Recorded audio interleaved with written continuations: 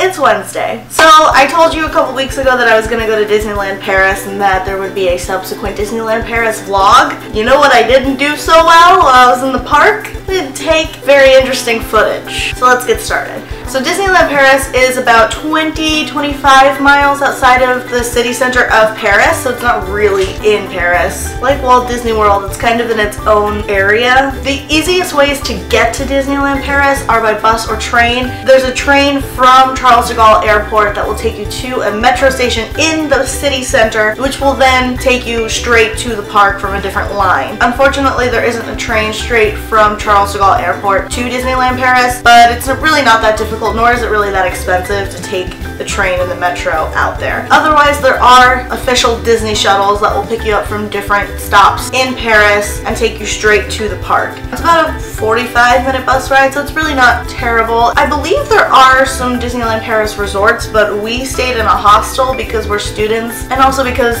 we weren't just going to Disneyland Paris, we were in Paris to see Paris. Disneyland Paris consists of two parks. There's Disneyland Paris, and then there is Walt Disney Studios, which is basically like a very small Hollywood Studios. We went to Disneyland Paris first because I wanted to see the castle first thing in the morning. There is an animatronic dragon underneath what I think is supposed to be Belle's castle in Disneyland Paris, but it was closed off for renovations because we went during off-peak season. So first we went to Discoveryland, which is the Disneyland Paris version of Tomorrowland. All of Discoveryland is like steampunk themed, and it's really cool. It's not super big or anything. We have a lot more to do in Tomorrowland and Walt Disney World than they did in Discoveryland. We went on Space Mountain first, and I will say, and it has been said before by other Disney YouTubers that I watch, that the Space Mountain in Disneyland Paris is the best Space Mountain. It went upside down for one thing, which is not something that happens at Walt Disney World. It was a two-seater rather than a one-seater. Star Tours was being renovated, and I was wearing my Star Wars shirt, so I was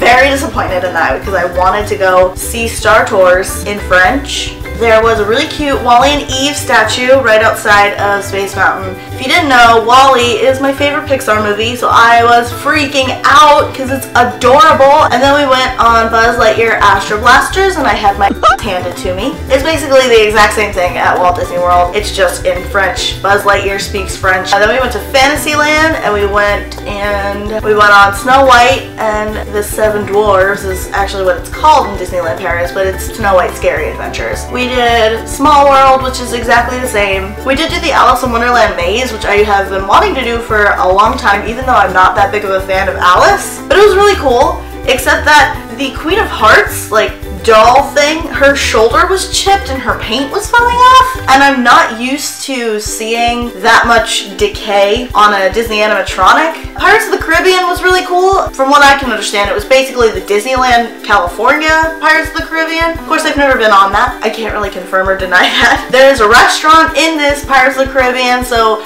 when you're on the boat, you like float past it. I thought the story was a little bit all over the place. They didn't really have like a succinct narrative, which isn't necessarily a bad thing. It was still Pirates of the Caribbean, and my favorite parts of the ride were still there. And they also don't have Captain Jack Sparrow. They have an Indiana Jones roller coaster, which was pretty cool, but it didn't really have too much of a theme. If you didn't know what Indiana Jones was, you would just be like, oh, it's an exploration themed roller coaster. Big Thunder Mountain was being renovated, which was a huge disappointment to my whole group because we all wanted to do that. And now we're gonna get to Phantom Manor. I went to Disneyland Paris knowing that Phantom Manor did not have the best reviews. It doesn't really matter what you've heard about Phantom Manor when you get to Phantom Manor because the outside is so cool. It's like walking up to an actual house. It's not like in Walt Disney World where you have to get in the queue in the graveyard. You like walk up a patio basically and like around the side of the house to get into it. That made you feel like you were walking up to a haunted house. However, the story on the inside is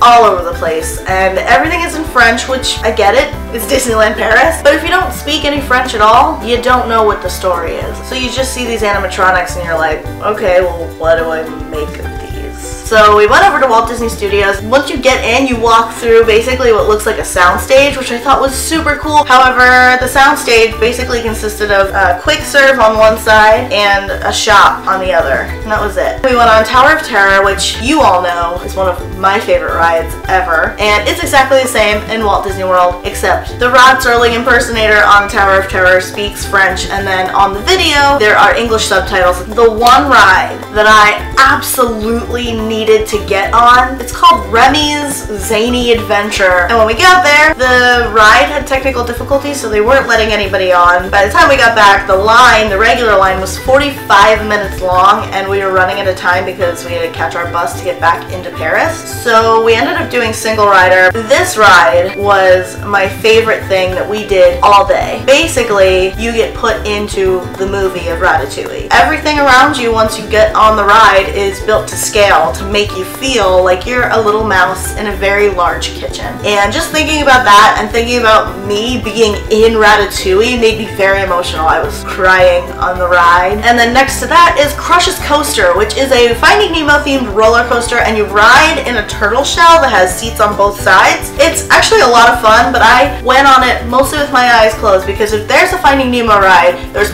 always going to be an anglerfish and Bruce. And those are the two things that I don't like having in my face, mostly because of large teeth. They also have a little Toy Story area with 3 rides. There's the Slinky roller coaster, which is not actually a roller coaster. It's more like those fair rides for children, for really small children, where they just kind of go in a circle, like up and down a few times. Then there's the Toy Soldier parachute drop. We didn't go on that at all. It was a really long wait for a ride we weren't really interested in. But we did go on the RC Racer. It's just one of those rides where it starts in the middle and then it goes up and back a couple times. The food at Disneyland Paris, the quick serve food, was not very good, and I was very disappointed because the rest of the food that I had in Paris was amazing. But the quick serve food tasted like it was prepackaged. So overall general thoughts. I had a lot of fun at Disneyland Paris. It's something that I can cross off of my bucket list, and it's also something that I was the first to do out of like my friend group. It's something that I get to tell other people about that haven't experienced it, and I like that a lot. There were some things that I didn't like everything was being renovated and it was off season, but the tickets were cheaper. They didn't have as much Beauty and the Beast anything as I thought they would because it's France, and I was a little disappointed in that, but overall it was a lot of fun. I'm really glad I got to do it. My camera is really gonna die, so I'm rushing through this now. I'm sorry this didn't get put up earlier. I'm sorry that I didn't take enough footage earlier. Thank you so much for watching this video. If you liked it, please give it a thumbs up as usual. And if you're not subscribed to The Princess and the Scrivener already, please do so down below. Sorry, I'm recording the end of this on my phone because my camera died. As I was saying, in the comments below, tell me what your thoughts of Disneyland Paris are, or if you've never been there, ask any questions you want answers to, I guess. Otherwise, one of us will see you next week. We haven't quite figured out an exact schedule because both of us are still trying to adjust to new lives. See you next time.